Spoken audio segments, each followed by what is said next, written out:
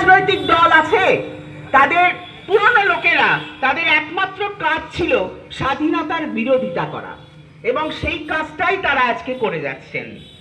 ধরুন, আপনি যদি মহাত্মা গান্ধীর কথা ভাবেন, আপনি যদি নেতাজি সুভাষের কথা ভাবেন, আমাদের ঘরের কাছে রবীন্দ্রনাথের কথা ভাবেন, বিনয় বাদল দীনেশ থেকে আরম্ভ করে লালা রাজপথ রায় থেকে আরম্ভ করে আমাদের জমিয়তে উলামায়ে হিন্দের সমস্ত মানুষের কথা যদি ভাবেন, মৌলানা আবুল কালাম আজাদের কথা ভাবেন, সেই সমস্ত মানুষদের একটা স্বপ্ন ছিল।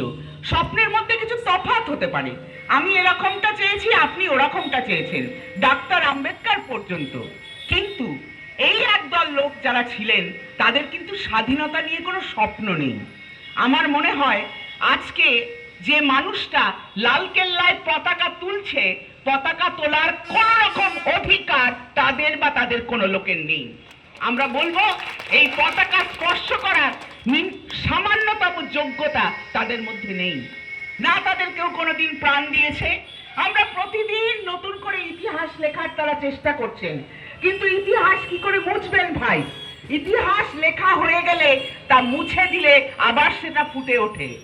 আবার আমাদের মনে পড়ে যাচ্ছে শ্যামাপ্রসাদ মুখোপাধ্যায় বাংলা ভাগের জন্য কি কি করেছিলেন।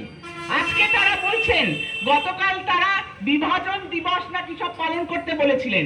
বিভাজনের মুখ্য হোতা কে ছিলেন? একটি যদি মুসলিম লীগ হয় তো আরেকটি হচ্ছেন শ্যামাপ্রসাদের লোকেরা। তারাই বলেছিলেন ভারত বিভাগ করার সমস্ত রকম কাজ তারাই করেছিলেন। সেদিন মুসলমান সংগঠনের মধ্যে অগ্রণী ভূমিকায় যে মানুষগুলো ছিলেন তাদেরই উত্তরসূরিদের আজকে আমরা এখানে মঞ্চে দেখতে পাচ্ছি। তারা বলেছিলেন কোনো অবস্থাতেই দেশ ভাগকে তারা সমর্থন করেন না।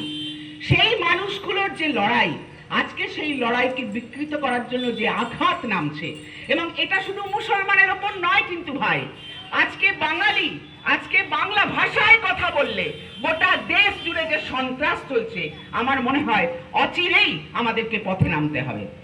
একদিকে যেমন দেখুন